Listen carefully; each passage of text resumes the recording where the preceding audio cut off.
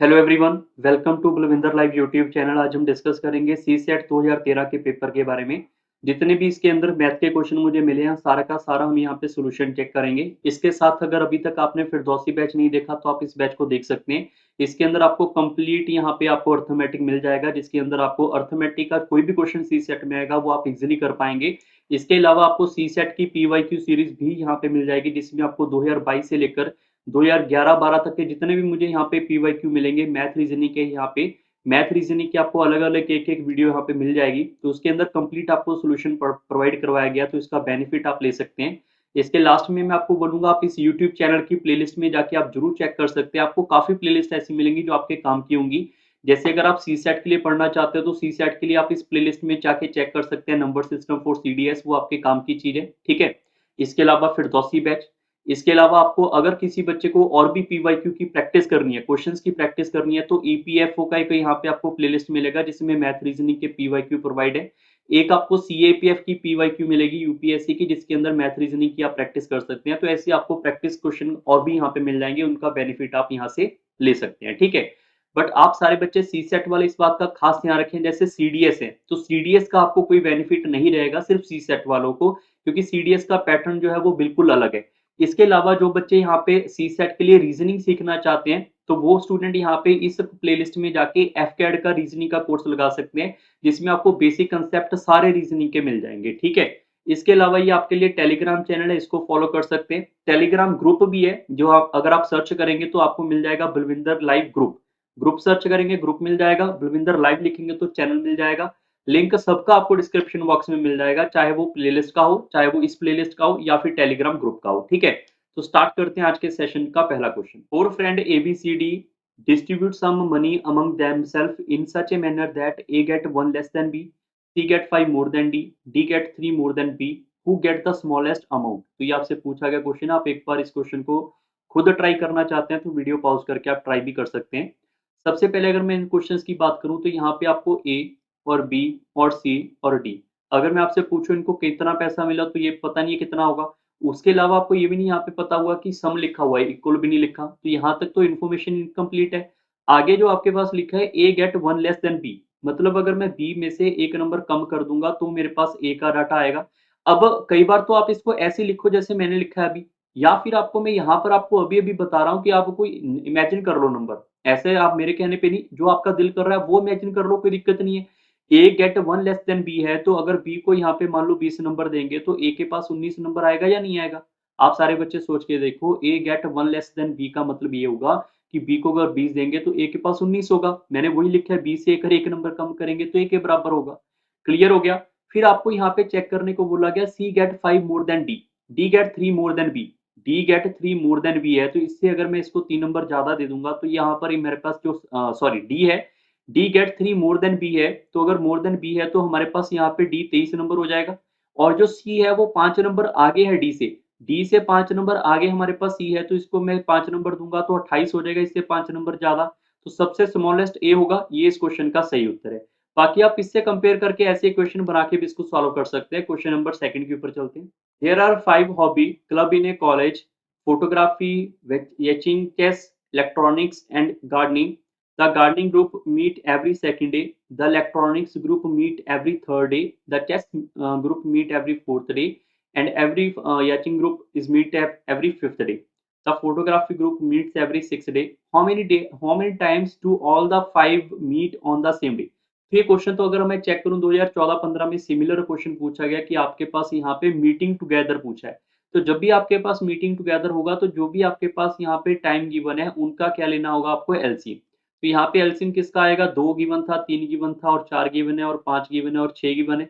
तो इन सब का एलसीएम कितना आएगा मेरे पास। अगर आपको देखो इसका शॉर्टकट भी है एलसीएम का, अगर जिसको एलसीएम का शॉर्टकट नहीं आता तो आप इसे बेसिक से भी कर सकते हैं, इतना कोई चक्कर नहीं पड़ेगा, पेपर में इतना ज्यादा टाइम नहीं लग जाएगा इससे, ठीक है।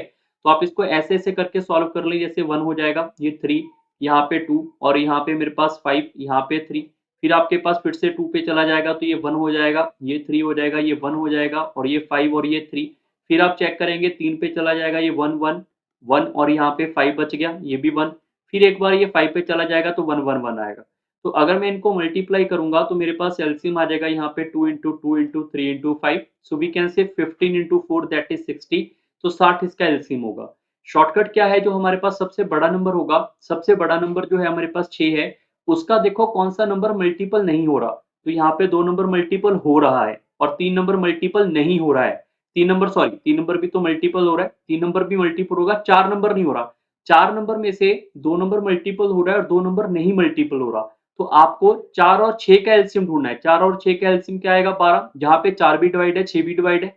12 आपके पास 5 से डिवाइड होगा नहीं होगा, तो 12 और 5 का मल्टीपल कौन सा आ रहा है 60 आ रहा है, तो 60 ही इसका एलसीएम है। तो ऐसे डायरेक्ट भी आप एलसीएम फाइंड कर सकते हैं, ठीक है। अब क्वेश्चन पे वापस आते हैं, तो मैंने बताया था आपको हमेशा इस क्वेश्चन में क्या लेना होगा एलसीएम। एलसीएम किसका आया था हमारे पास 2 3 4 और 5 का आया था और 6 का भी। इसका एलसीएम आया था 60, तो 60 में दिन वो एक साथ इकट्ठे मिलेंगे, तो 180 दिन में कितनी बार 60 दिन आएंगे 3 बार, तो 3 इस क्वेश्चन का सही उत्तर हो जाएगा। 180 में हमारे पास 60 जो है वो 3 बार आएंगे, तो इट मीन यहाँ पे 3 बार ये एक साथ मिलेंगे। क्वेश्चन नंबर 3 के ऊपर चलते हैं। There are some balls of red, green, yellow color lying on a table.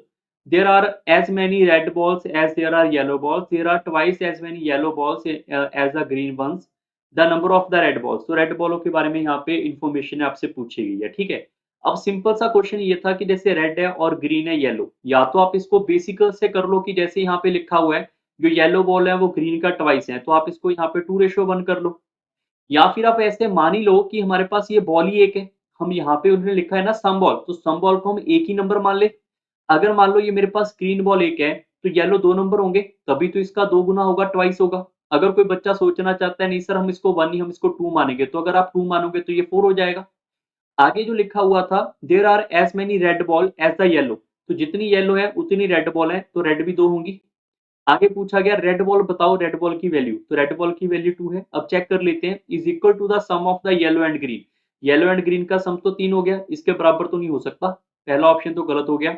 Is double the number of the green, green से बिल्कुल डबल है, हाँ भैया ग्रीन से बिल्कुल डबल हो तो गया, ये आपका ऑप्शन बिल्कुल सही लग रहा है।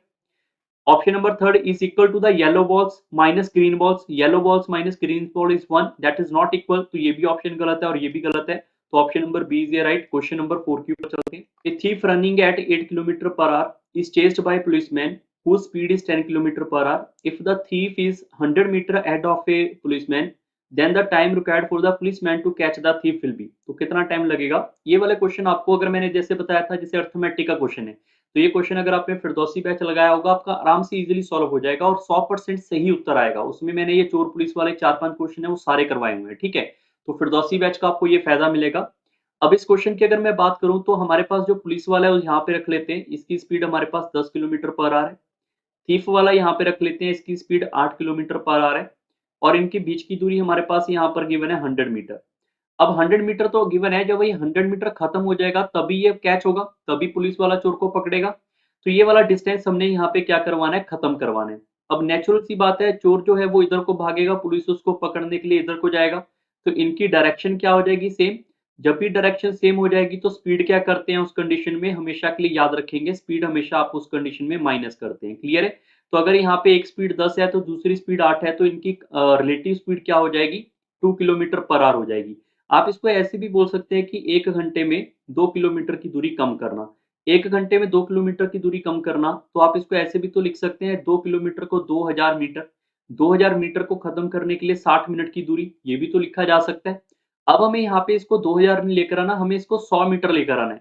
तो आप सारे बच्चे देखो 100 मीटर लेकर आने के लिए मैं इसको 2 से और 0 से डिवाइड करूंगा, तो यहाँ पर आप इसको कट करेंगे तो ये हमारे पास 100 मीटर आएगा। यहाँ पे भी आपको इसको 20 से डिवाइड करना पड़ेगा, तो यहाँ पे 3 मिनट आएगा, मतलब 3 मिनट के बाद ये 100 मीटर की दूरी खत्म होगी, तो आंसर इसका 3 मीटर का रहा होगा, क्लियर। काफी बच्चे ऐसे होते हैं जिनको ये कन्वर्जन समझ नहीं आई, तो आपको मैं रिपीट करके समझा रहा हूँ, आप इसको ऐसे लिख लो कि 2 किलोमीटर की वैल्यू जो है वो 1 घंटा है, यही तो यहाँ पे लिखा हुआ था हमने। 2 किलोमीटर को क्या बोल सकते हैं हम यहाँ पे 2000 मीटर, तो 2000 मीटर की वैल्यू यहाँ पे 60 मिनट होगी। तो अगर मैं आपसे पूछूं यहाँ पे 1 मीटर की वैल्यू, तो आप बोलोगे 60 डिवाइड बाय 2000। अगर मैं पूछूं ये वाला 100 मीटर खत्म करवाना है, तो 100 मीटर की वैल्यू, तो 100 मीटर की वैल्यू हो जाएगी यहाँ पे 60 डिवाइड बाय 2000 मल्टीप्लाई बाय 100। ये 100 यहाँ पे कट गया, 20 इससे कट गया 3 बार, ये आपके इस क्वेश्चन का सही उत्तर है। क्वेश्चन नंबर 5 के ऊपर चलते हैं। A train travel a certain average speed of a for a distance of a 63 kilometre, then travel at a speed of 72 kilometre at an average speed of 6 km more than the original speed. If we take 3 hours to complete the total journey, what is the original speed? ये भी question आपको trains में मैंने करवाया हुआ है Firdausi batch में, वहां से आप कवर कर सकते हैं। जब भी आपके पास ऐसा क्वेश्चन आएगा तो सिंपल सा फंडा यही है कि आपको ये पता होना चाहिए कि distance by speed is equal to time. मान लो मुझे ये क्वेश्चन नहीं आता, एक सेकंड के लिए मान लेते हैं कि हमारे पास ये क्वेश्चन को कुछ अता पता नहीं है या पीछे वाला क्वेश्चन का कुछ अता पता नहीं है, तो टाइम एंड डिस्टेंस में सिर्फ ये चीज अगर जिसको लगानी आ जाए तो वो सारी क्वेश्चन कर लेगा, चाहे क्वेश्चन जैसा मर्जी भी हो। ठीक है, बस हाँ ये है कि इसकी आपको प्रैक्टिस जरूर करनी पड़ेगी। अगर मैं आपको सिंपल वर्ड्स में बोलूं कि इसका यहाँ पर जो हमारे पास डिस्टेंस है, मैंने इसका डिस्टेंस लिखा यहाँ पे, ये वाला मैंने यहाँ पे डिस्टेंस लिखा। अब यहाँ पे उसने लिखा हुआ है कि इसकी कोई पहले की स्पीड रही होगी, हमें नहीं पता, और जो नेक्स्ट स्पीड है वो 6 किलोमीटर ज्यादा है, तो इसके अलावा 6 किलोमीटर ज्यादा है। तो सारे बच्चे सोच के देखो, मैंने यहाँ पे डिस्टेंस बाय स्पीड लिखा ना, पहले वाली स्पीड और इंक्रीज्ड स्पीड, तो डिस्टेंस बाय स्पीड लिखेंगे तो हमारे पास आना क्या चाहिए, टाइम। तो दोनों का जो टाइम आपके पास है वो यहाँ पे 3 घंटे लिखा तो हुआ है यहाँ पे। अगर लिखा हुआ है तो उन्होंने ओरिजिनल स्पीड पूछी है, तो ओरिजिनल स्पीड हमारे पास x है, या तो आप इसका एलसीएम लेके सॉल्व कर लेंगे या फिर भाई ऑप्शन से हिट एंड ट्रायल भी कर सकते हैं। तो ऑप्शन से हिट एंड ट्रायल करने के लिए आप यहाँ से अप्लाई कर लें। मान लो हम यहाँ पे कोई भी नंबर आप ऐसे पिक कर सकते हैं, बट आई प्रेफर आप उस नंबर को पिक करो जो आपका यहाँ पे 63 से कट होता हुआ दिखे। जैसे कि यहाँ पे 63 में 7 और 9 आएगा, तो यहाँ पर आपको 7 का मल्टीपल ढूंढना चाहिए था, तो ऑप्शन नंबर सी इसका सही होगा। फिर भी मैं आपको बता देता हूं कि आप इसको अप्लाई कैसे करेंगे। 63 में 7 है और 42 में 7 है, तो मैंने मान लिया कि x की वैल्यू 42 रही होगी बाय ऑप्शन से हिट एंड ट्रायल करके, या फिर आप इसका एलसीएम लेके भी सॉल्व कर सकते हैं। और यहाँ पे अगर चेक करोगे 72 और 42 में आपको यहाँ पे 6 नंबर ऐड करवाएंगे तो ये 48 हो जाएगा। अब आप इसको कैंसिल कर लोगे तो ये आपस में कट जाएगा, ये आएगा मेरे पास 3/2। आप इसको भी कट कर लोगे, ये भी आएगा 3/2, 3/2 और 3/2 कितना हो जाएगा मेरे पास यहाँ पे 6/2। ये कट करने के बाद अगर आपका इसके 3 के बराबर आ गया तो मतलब हमने ऑप्शन सही पिक किया था, ये इस क्वेश्चन का सही उत्तर है। अगर ये नहीं आया तो बाकी ऑप्शन आपको हिट एंड ट्रायल करने पड़ेंगे, क्योंकि अगर आप एलसीएम लोगे तो क्वाड्रेटिक इक्वेशन बनेगी और वहां पे जाएगा आपका टाइम। क्वेश्चन नंबर 6 के ऊपर चलते हैं। Four car are higher at a rate of 6 rupees per liter per kilometer plus the cost of a diesel at rupees 40 liter. In this context, which of the following is it? Following data, ये आपके पास table data given है और इसमें पूछा गया कौन सी car ने सबसे मैक्सिमम एवरेज स्पीड रखी है। ठीक है, सबसे पहले आप ये देखो यहाँ पे 6 रुपीज का 1 किलोमीटर होगा, मान लेते हैं हमारे पास 1 किलोमीटर है तो खर्चा 1 रुपए का आएगा। बट ये भी ध्यान रखें कि जो डीजल की कॉस्ट है वो अलग से होगी, प्लस जो है डीजल की कॉस्ट है 40 रुपए 1 लीटर का। तो जो पहली एक कार है वो यहाँ पर 1 लीटर में, ध्यान रखो यहाँ पे पर लीटर है, तो 1 लीटर में 8 किलोमीटर जा सकती है, तो 1 लीटर में 8 किलोमीटर जाएगी। उसके अलावा इसको 20 घंटे लगते हैं और इतना पैसा इसको देना पड़ता है। तो यहाँ पे पहले हम इसका डिस्टेंस निकालना पड़ेगा। क्यों निकालना पड़ेगा डिस्टेंस? क्योंकि जो एवरेज स्पीड होती है वो होती है distance by time, total distance by total time. Clear? तो अगर मैं यहाँ पर आप सभी बच्चों को बोलूं जो ए हमारे पास है इसका डिस्टेंस हम यहाँ पे एक्स मान लेते हैं, तो अगर 1 किलोमीटर जाएगा तो उसको 6 रुपए देने पड़ते हैं। अगर वो x किलोमीटर जाएगा तो उसको 6x रुपए देने पड़ेंगे। अगर यहाँ पे 2 किलोमीटर जाना पड़ता तो 6 इंटू 2 12 रुपए देने पड़ते। बात समझ आ रही है? अगर हमने x किलोमीटर रखा है तो उसको इतने पैसे देने पड़ेंगे, प्लस इसके अलावा 40 रुपए के हिसाब से आपको पैसे अलग देने पड़ेंगे कितने लीटर आपने कवर किया। तो सारे बच्चे सोच के देखो कि 40 रुपए देने पड़ेंगे कितने लीटर का। अब हमें कैसे पता चलेगा कितने लीटर है? तो अभी के लिए सपोज करो कि अगर मैं आपको यहाँ पे बोल दूं कि उसने 8 किलोमीटर जाना था, तो 8 किलोमीटर के लिए क्या हो रहा है 1 लीटर। उसने 8 किलोमीटर जाना है तो 8 रुपए जो गिवन है उससे डिवाइड करेंगे तभी 1 लीटर आएगा।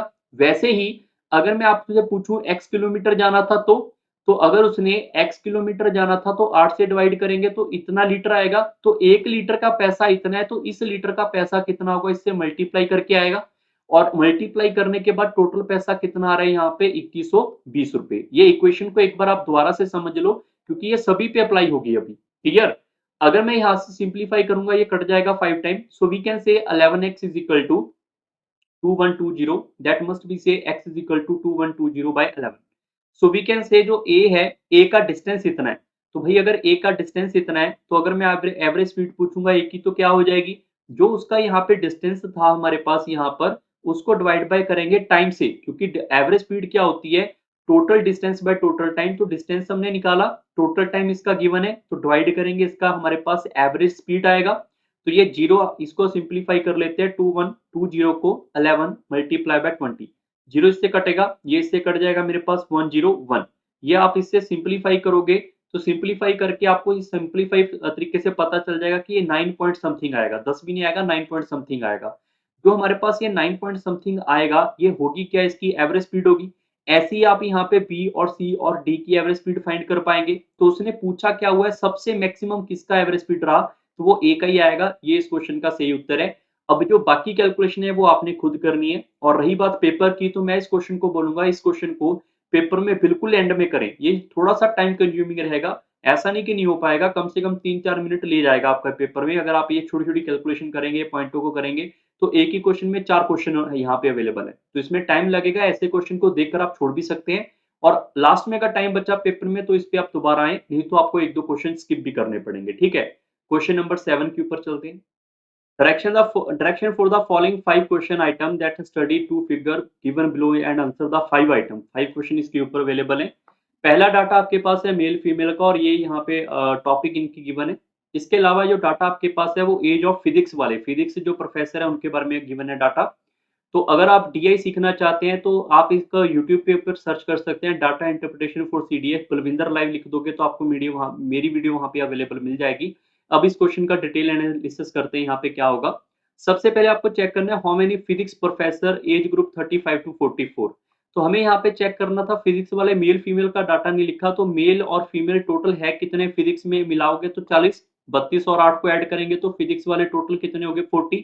और 35 टू 44 का डाटा है कितना, ये पहला डाटा मतलब 40%। तो हमें 40 का सिर्फ 40% ही निकालना था, इसका मतलब 16 इसमें ही सही उत्तर रहा होगा। ये इस क्वेश्चन का सही उत्तर है। क्लियर? तो ये इस एज ग्रुप के अंदर ये 40% है, तो टोटल का हमने 40% यहाँ पे सॉल्व किया। क्वेश्चन नंबर 8 के ऊपर चलते हैं। Which one of the following discipline has the highest ratio of male to female. तो मेल टू फीमेल की सबसे हाईएस्ट रेशियो कहाँ पे है? अगर मैं 8 और यहाँ पे 32 को कट करूंगा तो ये 4:1 आएगा। अगर मैं 8 को 28 से कट करूंगा तो अप्रोक्सीमेट में कट कर लो, ये 3.5 रेशियो बनाएगा अप्रोक्सीमेट में। आप इसको कट करेंगे तो इसमें मेल कम हो जाएंगे, इसमें भी मेल कम है, इसमें भी मेल कम हो जाएंगे। तो लास्ट में अगर मैं 8 और 24 को कट करूंगा, ये 3:1 है। तो सबसे आपके पास जो डिफरेंस है यहाँ पे हाईएस्ट रेशियो और मेल और फीमेल का, वो 4:1 होगा। तो ऑप्शन नंबर इसका फिजिक्स वाला बिल्कुल ठीक है, ऑप्शन नंबर ए इसका सही है। क्लियर? क्वेश्चन नंबर 9 के ऊपर चलते हैं। 9 नंबर क्वेश्चन के अंदर पूछा गया, what percent of all psychological professor are female. तो साइकोलॉजिकल के अंदर अगर मैं चेक करूंगा तो मेल और फीमेल की रेशियो चेक कर ले सबसे पहले। साइकोलॉजिकल के अंदर मेल हमारे पास यहाँ पे 4 है और फीमेल मेरे पास 6 है। तो अगर मैं आपसे पूछूं 6 वाले की परसेंटेज बताओ, तो क्या करना होगा, 6 वाले को यहाँ पे रखेंगे, डिवाइड बाय टोटल। टोटल कितने, ये 10, और मल्टीप्लाई बाय 100 करेंगे तो परसेंट आएगा यहाँ पे 60%। ये इस क्वेश्चन का सही उत्तर है, option number 3 is right. Question number 10 के ऊपर चलते हैं।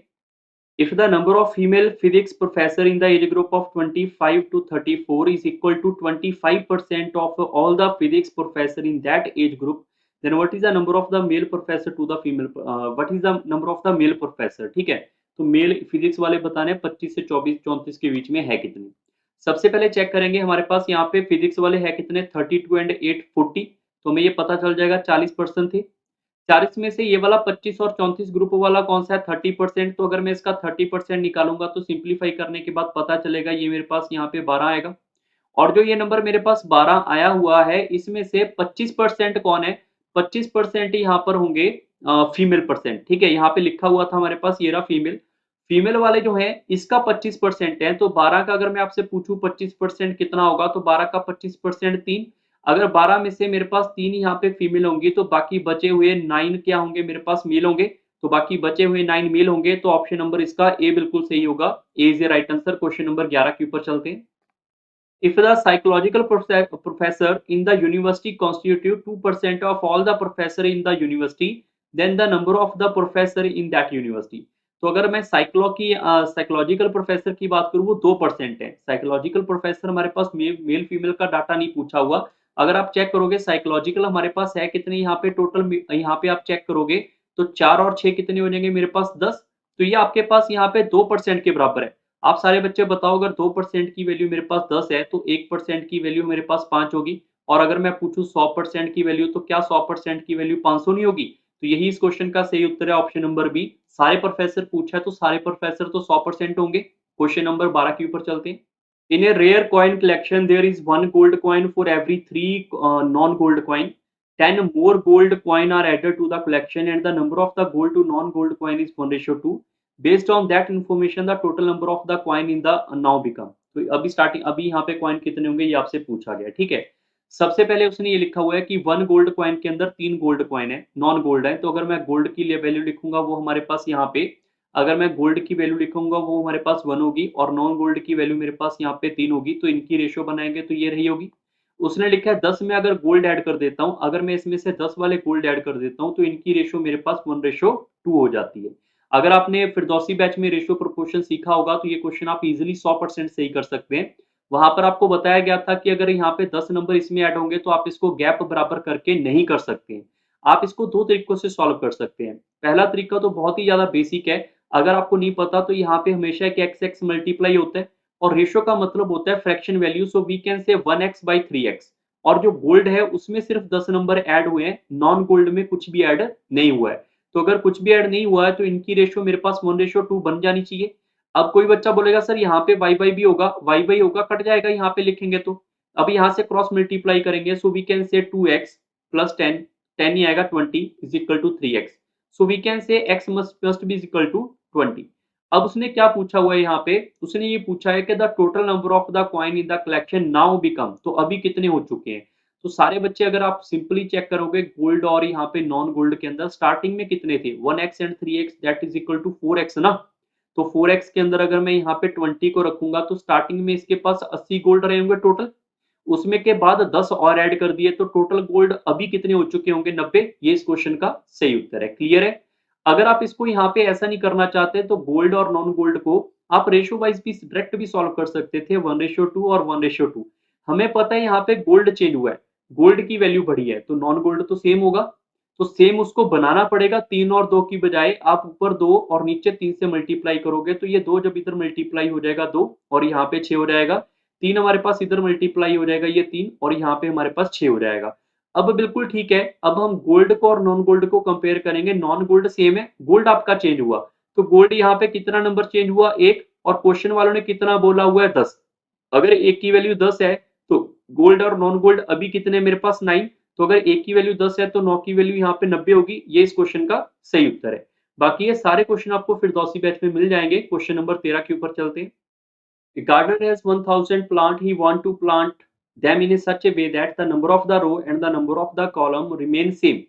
What is the minimum number of the plant he need more for this purpose? काफी अच्छा क्वेश्चन है, वीडियो पॉज करके आप ट्राई कर सकते हैं।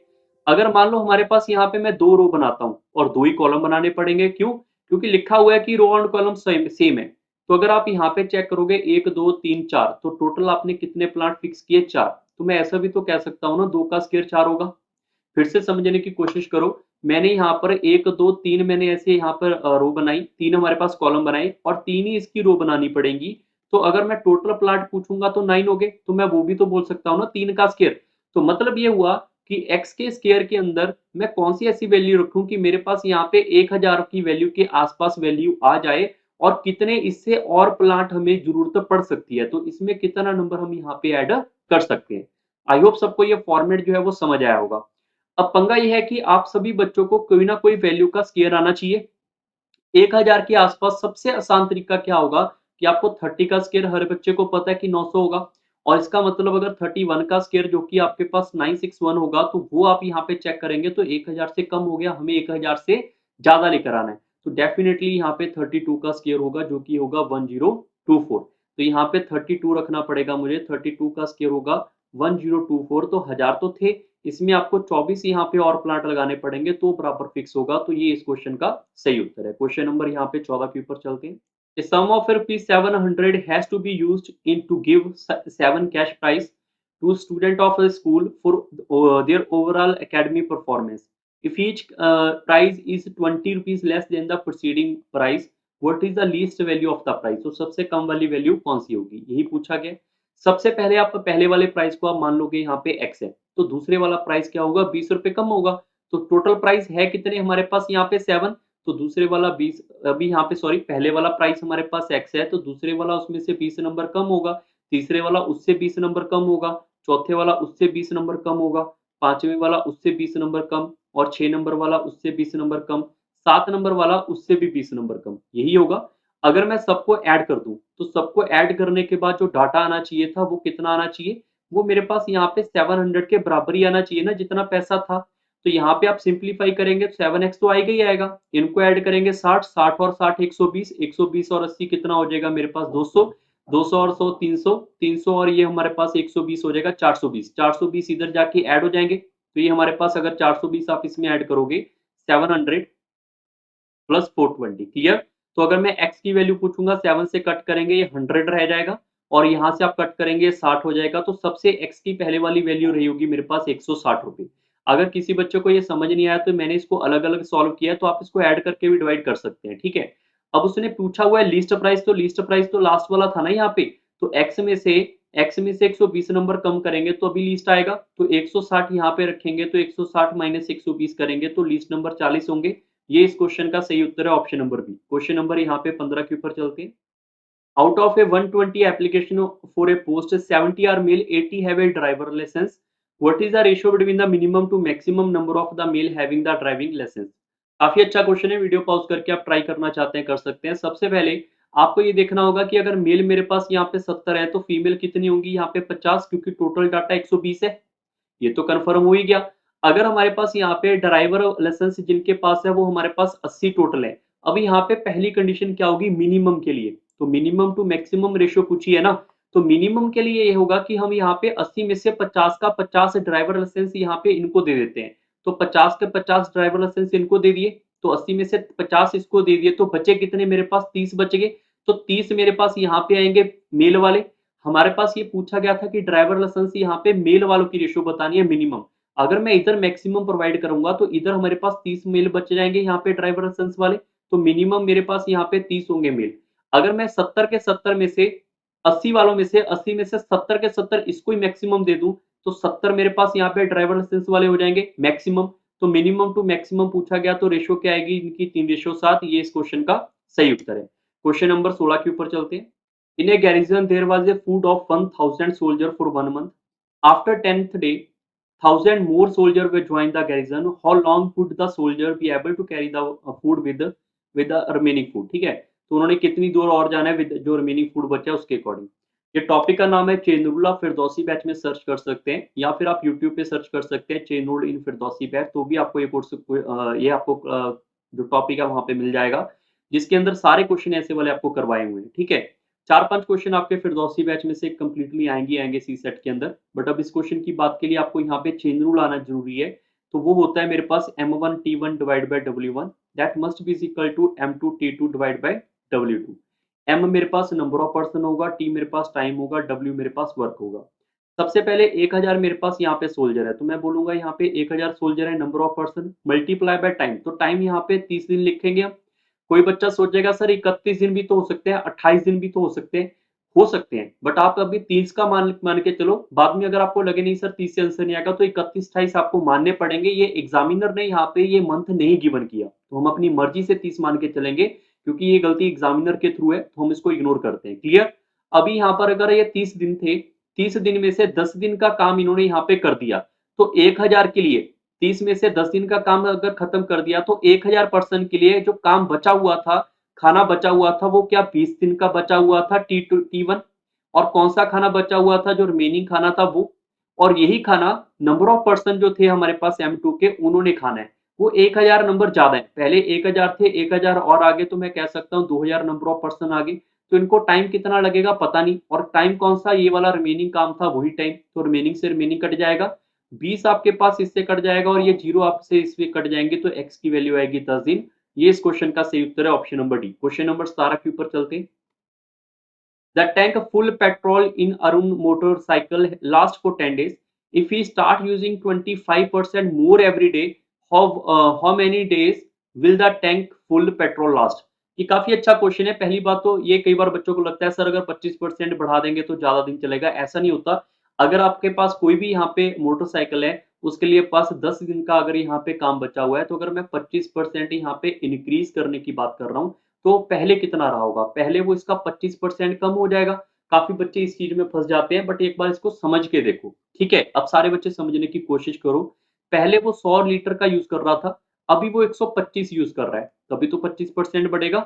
तो अगर आप इसको कट करेंगे तो रेशियो क्या हो जाएगी? 4:5 हो जाएगी। तो जो मेरे पास यहाँ पे ये वाला पोर्शन आया है, ये वाला पोर्शन आया है मेरे पास यहाँ पे एफिशिएंसी का, क्योंकि वो अपनी कैपेसिटी बढ़ा रहा है हर रोज की। एवरीडे का मतलब होता है, एवरीडे का मतलब होता है मेरे पास एफिशिएंसी। जिन्होंने टाइम एंड वर्क पढ़ा होगा फिरदौसी बैच में, उनको पता होगा एफिशिएंसी का मतलब, ठीक है? एफिशिएंसी क्या होती है? मेरे पास टाइम का उल्टा होती है। तो टाइम कितना हो जाएगा? टाइम आपके पास 5:4 हो जाएगा। इसका उल्टा हो जाएगा, और 5 की वैल्यू आपके पास टाइम है, और टाइम आपके पास 10 दिन गिवन है, तो यहाँ पे 4 की वैल्यू क्या 8 दिन रही होगी यूनिटरी मेथड से, 5 की वैल्यू 10 तो 4 की वैल्यू 8। ये इस क्वेश्चन का सही उत्तर है। क्वेश्चन नंबर 18 के ऊपर चलते हैं। A person can walk a certain distance and drive back in 6 hours. He can also walk both the way in 10 hours. How much time will he take to drive both ways? अब ये question देखो, Firdausi batch जो है मैंने इससे पहले record किया है। इससे पहले मैंने भी ये वाला 2013 वाला क्वेश्चन नहीं देखा था। ये क्वेश्चन आपको वहां पे मिल जाएगा, पहले ही करवा रखे हैं, क्योंकि ये क्वेश्चन एसएससी में बार-बार भी आ चुके हैं। तो ये आपको फिरदौसी बैच की हेल्प मिल जाएगी अगर ऐसा पेपर आएगा सीसेट का। बट मैं आपको अभी बता रहा हूँ आगे बढ़ने से पहले, आजकल का सीसेट का पैटर्न जो है वो 2022 और 2021 और 2020 इनके पैटर्न को फॉलो करके ही आएगा। ऐसा नहीं है कि वो इतने आसान क्वेश्चन आपको प्रोवाइड करवाएँगे, क्योंकि कॉम्पिटिशन का लेवल बढ़ चुका है। तो कई बार बच्चे सोचेंगे सर हमें क्या फ़ायदा मिलेगा इन क्वेश्चनों को सॉल्व करने का? भाई देखो, सिंपल सा फंडा है, क्योंकि आपको यहाँ पे कम से कम नहीं तो आप मान के चलो 30-40 क्वेश्चन आपके आएँगे, या 35 क्वेश्चन आएँगे, या मान लो 20 ही क्वेश्चन आए आपके सीसेट के पेपर में 2023-24 में। तो अगर उसमें एक क्वेश्चन ये आ गया तो आपका बेनिफिट देकर जाएगा। मैं आपको बिल्कुल नहीं बोलूँगा कि सेम क्वेश्चन आएगा। हाँ, इससे मिलता-जुलता कोई पैटर्न बेस्ड क्वेश्चन और आ सकता है, क्लियर? तो पैटर्न आपका ये आएगा, उसमें से एक आधा क्वेश्चन ये हल्का-फुल्का बीच में डाला जा सकता है, ठीक है? अब इस क्वेश्चन के ऊपर वापस चलते हैं। अब आपने यहाँ पे देखा होगा कि कोई सर्टेन डिस्टेंस है, तो यहाँ से लेकर यहाँ तक का डिस्टेंस मान लेते हैं, वहाँ से वो जाएगा और वापिस आएगा। उसने लिखा है यहाँ पे ड्राइव बैक इन 6 आवर। अभी यहाँ पे वॉक करके गया था और ड्राइव करके वापिस आया, तो उसको यहाँ पे 6 घंटे लगे। और अगर यहाँ पे दोनों साइड वो वॉक करके जाएगा और वॉक करके वापस आएगा, तो उसको टोटल 10 घंटे लगते हैं। तो दोनों साइड अगर ड्राइव करके आएगा तो कितना टाइम लगेगा, यही पूछा गया है। तो आप सिंपल वे में चेक कर लो कि अगर 2 बार W की वैल्यू 10 है, तो 1 बार W की वैल्यू 5 होगी। एक बार वॉक करने की वैल्यू अगर 5 घंटे है, उसमें क्या रखें यहाँ पे ड्राइव करने की वैल्यू की टोटल 6 घंटे हो जाए, तो ड्राइव करने की वैल्यू 1 घंटा रखना पड़ेगा। और 1 घंटा यहाँ पे 1 घंटा यहाँ पे, तो आपको पता चल जाएगा आने-जाने में ड्राइव करेगा तो उसको टोटल 2 घंटे लगेंगे। ये इस क्वेश्चन का सही उत्तर होगा option number A. Clear? I hope आपको आज की सीरीज़ अच्छी लगी होगी। सिर्फ इसमें 18 ही क्वेश्चन मुझे मिले हैं जो आपको बेनिफिट देंगे। अभी हम इसकी रीज़निंग और बाकी प्लेलिस्ट भी यहाँ पे आपको जारी कर रहे हैं, उसका बेनिफिट भी आप आने वाले टाइम में ले सकते हैं। तब तक के लिए आप इस वीडियो को यहाँ पे लाइक कर दो और अपने फ्रेंड सर्कल से शेयर कर दो। अगर आप पहली बार वीडियो देख रहे हो तो इसको ज़रूर आप सब्सक्राइब कर लो इस यूट्यूब चैनल को, और ये टेलीग्राम चैनल को ज़रूर जॉइन करें। यहाँ पे आपके लाइव इवेंट और भी होते रहेंगे। अगर आपको कोई डाउट है, कोई बात करनी है, उसके लिए आपको लाइव यहाँ पे माइक दिया जाता है। आप मुझसे डायरेक्ट भी बात वहाँ पे कर सकते हैं, ठीक है? तो आज का सेशन यहाँ पे करते हैं खत्म। जल्दी मिलेंगे नेक्स्ट सेशन के अंदर। So bye bye, take care and thank you everyone.